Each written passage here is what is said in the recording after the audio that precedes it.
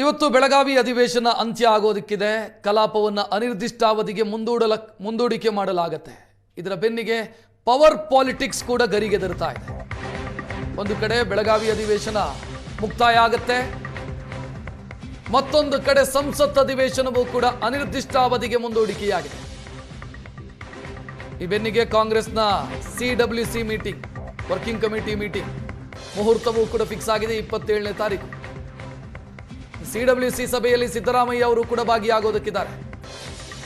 ಬೆಳಗಾವಿ ಅಧಿವೇಶನದ ಬೆನ್ನಲ್ಲೇ ಕಾಂಗ್ರೆಸ್ನಲ್ಲಿ ಪವರ್ ಫೈಟ್ ಶುರುವಾಯ್ತಾ ಅನ್ನುವಂಥ ಪ್ರಶ್ನೆ. ಮುಂದಿನ ವಾರ ದೆಹಲಿಗೆ ತೆರಳೋದಕ್ಕಿದ್ದಾರೆ DK ಶಿವಕುಮಾರ್ ಮತ್ತು DK ಸುರೇಶ್ ಅವರು. ಕಾರಣ ನ್ಯಾಷನಲ್ ಹೆರಾಲ್ಡ್ ಕೇಸಿಗೆ ಸಂಬಂಧಿಸಿದಂತೆ.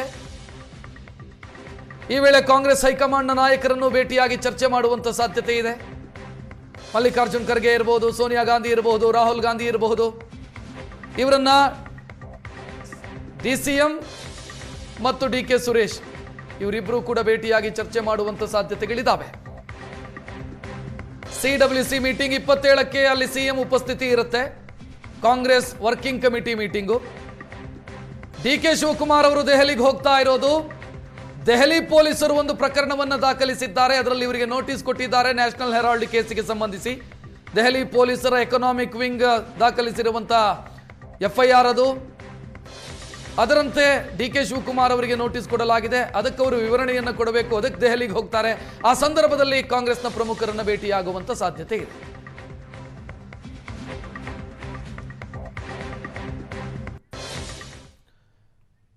ಇನ್ನು ಹೈಕಮಾಂಡ್ ನಾಯಕರನ್ನ ಭೇಟಿಯಾದಂಥ ಸಂದರ್ಭದಲ್ಲಿ ನಾಯಕತ್ವ ಬದಲಾವಣೆಯ ವಿಚಾರಕ್ಕೆ ಸಂಬಂಧಿಸಿದಂತೆ ಸ್ಪಷ್ಟತೆ ಸಿಗತ್ತಾ ಅನ್ನುವಂಥ ಪ್ರಶ್ನೆ.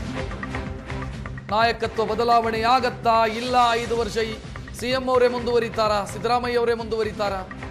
ಇದೆಲ್ಲದರ ಸ್ಪಷ್ಟತೆ ಸಿಗಬೇಕು ಅಂತ DK ಶಿವಕುಮಾರ್ ಬಯಸಿದ್ದಾರೆ. ಒತ್ತಡ ಹಾಕುವಂತ ಸಾಧ್ಯತೆ ಇದೆ. ಡಿಸೆಂಬರ್ 27ಕ್ಕೆ CWC ಸಭೆಯ ಬಳಿಕ ಪವರ್ ಫೈಟ್ನ ವಿಚಾರ ಮುನ್ನೆಲೆಗೆ ಬರಬಹುದು. ಹೈಕಮಾಂಡ್ ಎದುರು ತಮಗೆ ಕೊಟ್ಟಂತ ಮಾತನ್ನ ನೆನಪಿಸ್ತಾರಾ DK ಬ್ರದರ್ಸ್ ಅನ್ನುವಂತ ಸಾಧ್ಯತೆ ಇದೆ. ಕೊಟ್ಟ ಮಾತನ್ನ ಉಳಿಸ್ಕೊಳ್ತೀರಾ ಇಲ್ವಾ ಅಂತ DK ಬ್ರದರ್ಸ್ ಪ್ರಶ್ನಿಸಬಹುದು. CM ಸ್ಥಾನ ಸಿಗತ್ತೆ ಅಂತಾದ್ರೆ ಯಾವಾಗ ಸಿಗತ್ತೆ ಅನ್ನುವಂಥ ಸ್ಪಷ್ಟತೆ. ಯಾಕಂತಂದ್ರೆ ಜನವರಿಯಲ್ಲಿ ಸಿದ್ದರಾಮಯ್ಯ ಅವರು ದೇವರಾಜ ಅರಸು ಅವರ ದಾಖಲೆಯನ್ನು ಮುರಿಯೋದಕ್ಕಿದ್ದಾರೆ. ಲಾಂಗೆಸ್ಟ್ ಸರ್ವಿಂಗ್ ಚೀಫ್ ಮಿನಿಸ್ಟರ್ ಅನ್ನುವಂಥ ದಾಖಲೆ. ಅದಾದ ನಂತರ ಆದರೂ ಕೂಡ DK ಶಿವಕುಮಾರ್ ಅವರಿಗೆ ಮುಖ್ಯಮಂತ್ರಿ ಹುದ್ದೆ ಒಲಿದು ಬರುತ್ತಾ, ಅಥವಾ ಬಜೆಟ್ ವರೆಗೆ ಕಾಯಬೇಕಾಗತ್ತಾ, ಅಥವಾ ಇಲ್ವೇ ಇಲ್ವಾ? ಇದೆಲ್ಲದರ ಬಗ್ಗೆ ಚರ್ಚೆಗಳಿದ್ದಾವೆ. ಸೊ ಇದಕ್ಕೊಂದು ಸ್ಪಷ್ಟತೆ ಸಿಗಬಹುದು ಅಂತ DK ಟೀಮ್ ಬಯಸ್ತಾ ಇದೆ. ಎಲ್ಲ ವಿಚಾರದ ಬಗ್ಗೆ ಹೆಚ್ಚಿನ ಡೀಟೇಲ್ ನೀಡೋದಕ್ಕೆ ನ್ಯೂಸ್ ಡೆಸ್ಕ್ನಿಂದ ನಮ್ಮ ಪ್ರತಿನಿಧಿ ವಿದ್ಯಾ ನೇರ ಸಂಪರ್ಕದಲ್ಲಿ. ವಿದ್ಯಾ, ಈಗ ಅಧಿವೇಶನ ಮುಗಿದ ಬೆನ್ನಿಗೆ ಮತ್ತೊಂದು ಸುತ್ತಿನ ಮುಸುಕಿನ ಗುದ್ದಾಟ ನಡೆಯುತ್ತೆ ಅಂತ ಭಾವಿಸಲಾಗಿತ್ತು. ಅದರ ಮುನ್ಸೂಚನೆಯೊಂದು ಕಾಣ್ತಾ ಇದೆ ಈ ಡಿನ್ನರ್ ಮೀಟಿಂಗ್ಗಳನ್ನೆಲ್ಲ ನೋಡ್ತಾ ಇದ್ರೆ. ಸೊ ಸ್ಪಷ್ಟತೆ ಸಿಗಬಹುದು DK ಶಿವಕುಮಾರ್ ಅವರಿಗೆ ಅಂತಾದ್ರೆ ಯಾವಾಗ, ಯಾರಿಂದ ಸಿಗಬಹುದು? ಖಂಡಿತವಾಗ್ಲೂ DK ಶಿವಕುಮಾರ್ ಅದರ ಜೊತೆಗೆ DK ಸುರೇಶ್ ಕೂಡ ಬಯಸ್ತಾ ಇರುವಂಥದ್ದು ಅದೇ ವಿಚಾರವನ್ನ. ನಮಗೆ ನೀವು ಏನು ಮಾಡ್ತೀರಾ ಅನ್ನುವಂತಹ ಸ್ಪಷ್ಟನೆಯನ್ನ ಕೊಡಿ ಅಂತ ಹೇಳಿ. ಒಂದು CM ಸ್ಥಾನವನ್ನ ಕೊಡಿಸ್ತೀರಾ, ಕೊಡಿಸೋದಾದ್ರೆ ಯಾವಾಗ ಕೊಡಿಸ್ತೀರಾ ಅನ್ನುವಂತಹ ಸ್ಪಷ್ಟತೆಯನ್ನ ನೀಡಿ ಅನ್ನುವಂತಹ ನಿಟ್ಟಿನಲ್ಲಿ DK ಬ್ರದರ್ಸ್ ಈಗ ಆಲ್ರೆಡಿ ಹೈಕಮಾಂಡ್ ಮುಂದೆ ಒತ್ತಡವನ್ನ ಹಾಕಿದ್ದಾರೆ. ಅಧಿವೇಶನಕ್ಕೂ ಮುಂಚಿತವಾಗಿಯೇ ಸಾಕಷ್ಟು ಶಾಸಕರು ದೆಹಲಿಗೆ ಹೋದಂಥದ್ದನ್ನ ನಾವು ನೋಡಿದ್ವಿ. ಅದಾದ ಬಳಿಕ DK ಬ್ರದರ್ಸ್ ಕೂಡ ದೆಹಲಿಗೆ ಹೋಗಿದ್ರು. ಆಗ ರಾಹುಲ್ ಗಾಂಧಿ ಅವರ ಭೇಟಿಗೆ ಅವಕಾಶ ಸಿಕ್ಕಿರಲಿಲ್ಲ. ಅದಾದ ಬಳಿಕ DK ಬ್ರದರ್ಸ್ ಸಾಕಷ್ಟು ತಂತ್ರಗಾರಿಕೆಯನ್ನ ಹೂಡೋದಕ್ಕೆ ಶುರು ಮಾಡಿದ್ರು.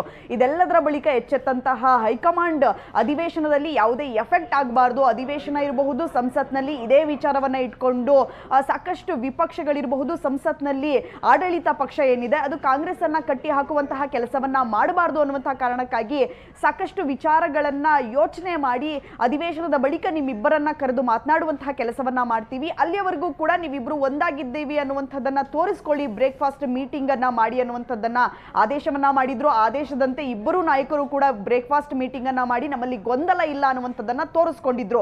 ಇದೆಲ್ಲವೂ ಕೂಡ ಮೇಲ್ನೋಟಕ್ಕೆ ಅವರು ತೋರಿಸ್ಕೊಳ್ತಾ ಇದ್ದಾರೆ ಅನ್ನುವಂಥದ್ದು ಕೂಡ ಎಲ್ಲರಿಗೂ ಗೊತ್ತಿರುವಂತಹ ವಿಚಾರ. ಈಗ ಅಧಿವೇಶನ ಮುಗಿದ ಬಳಿಕ ಹೈಕಮಾಂಡ್ ಕರೆದು ಮಾತನಾಡುವಂಥದ್ದು ಅವರಿಗಿರುವಂತಹ ಜವಾಬ್ದಾರಿ. ಈ ಕಾರಣಕ್ಕಾಗಿ ಹೈಕಮಾಂಡ್ ಕರೆದು ನಮ್ಮನ್ನ ಮಾತನಾಡುತ್ತೆ ಅನ್ನುವಂತಹ ವಿಶ್ವಾಸದಲ್ಲಿ ಈಗ ಆಲ್ರೆಡಿ ಡಿಕೆ ಬ್ರದರ್ಸ್ ಇದ್ದಾರೆ. ಇನ್ನೊಂದು ಕಡೆ ಸಿಎಂ ಸಿದ್ದರಾಮಯ್ಯನವರು ಕೂಡ ಅಧಿವೇಶನದ ಬಳಿಕ ಹೈಕಮಾಂಡ್ ಕರೆದ್ರೆ, ಇವತ್ತು ಅಧಿವೇಶನ ಮುಗಿತಾ ಇದೆ, ಇದಾದ ಬಳಿಕ ಅಂದ್ರೆ 21ರ ಬಳಿಕ ಯಾವಾಗ ಬೇಕಾದ್ರೂ ಹೈಕಮಾಂಡ್ ಇಬ್ಬರನ್ನು ಕೂಡ ಕರೆದು ಮಾತನಾಡಬಹುದು ಅನ್ನುವಂತಹ ವಿಶ್ವಾಸದಲ್ಲಿ ಡಿಕೆ ಶಿವಕುಮಾರ್ ಅವರು ಇದ್ರೆ. ಇನ್ನೊಂದು ಕಡೆ 27ನೇ ತಾರೀಕು ಏನು ವರ್ಕಿಂಗ್ ಕಮಿಟಿ ಮೀಟಿಂಗ್ ಫಿಕ್ಸ್ ಆಗಿದೆ, ಅವತ್ತು ಸಿಎಂ ಸಿದ್ದರಾಮಯ್ಯನವರು ಕೂಡ ಆ ಮೀಟಿಂಗ್ಗೆ ಹೋಗೋರಿದ್ದಾರೆ. ಸೊ ಆ ಸಂದರ್ಭದಲ್ಲಿ ಆ ಮೀಟಿಂಗ್ ಆದ ಬಳಿಕ ರಾಜ್ಯ ರಾಜಕಾರಣದ ಬಗ್ಗೆ ಇಬ್ಬರನ್ನ ಕೂರಿಸಿ ಚರ್ಚೆ ಮಾಡುವಂತ ಸಾಧ್ಯತೆ ಇರುವಂತದ್ದು. ಒಂದು ಕಡೆ ಹೈಕಮಾಂಡ್ ನನ್ನ ಪರವಾಗಿದೆ ಅಂತ ಹೇಳಿ ಸಿಎಂ ಸಿದ್ದರಾಮಯ್ಯನವರು ಖುದ್ದು ಇವತ್ತು ಹೇಳಿದ್ದಾರೆ.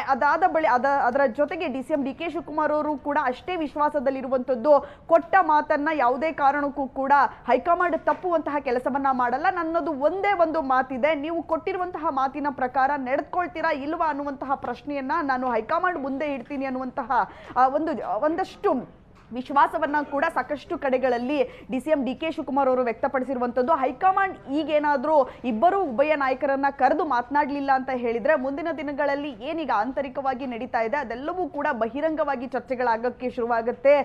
ಏನು ಇಬ್ಬರು ನಾಯಕರ ಕಡೆಗಳಲ್ಲಿರುವಂತಹ ಶಾಸಕರಿರಬಹುದು, ಒಂದು ವೇಳೆ ಸ್ಪಷ್ಟತೆ ಸಿಕ್ಕಿಲ್ಲ ಅಂತಾದ್ರೆ, ಈ ಡಿಸೆಂಬರ್ ಅಲ್ಲೋ ಅಥವಾ ಜನವರಿ ಆರಂಭದಲ್ಲೋ ಸ್ಪಷ್ಟತೆ ಸಿಕ್ಕಿಲ್ಲ ಅಂತಾದ್ರೆ, ಬ್ರೇಕ್ಫಾಸ್ಟ್ ಮೀಟಿಂಗ್ಗಿಂತ ಹಿಂದೆ ಇದ್ದಂಥ ಸಿಚುವೇಶನ್ ಏನಿತ್ತು, ಒಂದಿಷ್ಟು ಶಾಸಕರು ದಿಲ್ಲಿಗೆ ಹೋಗೋದು, ಮತ್ತೊಂದಿಷ್ಟು ಶಾಸಕರು ಮೀಟಿಂಗ್ ಮಾಡೋದು, ಮೀಟಿಂಗ್ನ ಮೇಲೆ ಮೀಟಿಂಗ್ ಆಗೋದು, ಅದೇ ಸಿಚುವೇಶನ್ ಮತ್ತೆ ಮರುಕಳಿಸುತ್ತೆ ಅಂತ ಅನ್ಸುತ್ತೆ.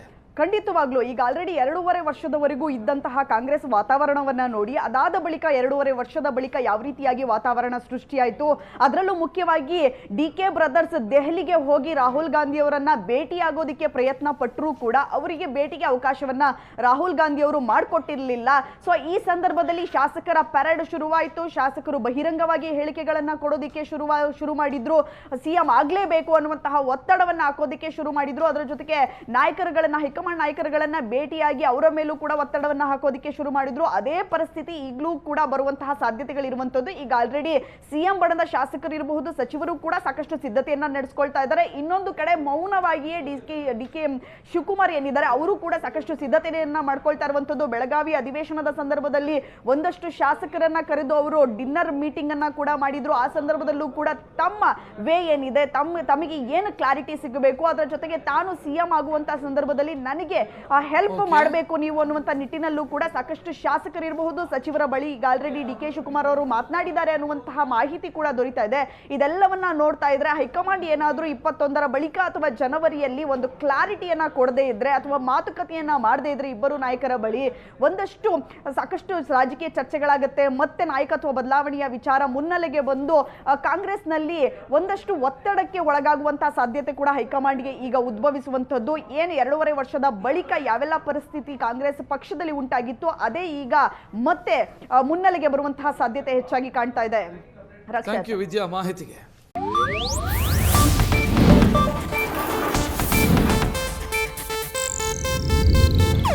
ಇದು ಏಷ್ಯಾನೆಟ್ ನ್ಯೂಸ್ ನೆಟ್ವರ್ಕ್ ಪ್ರಸ್ತುತಿ.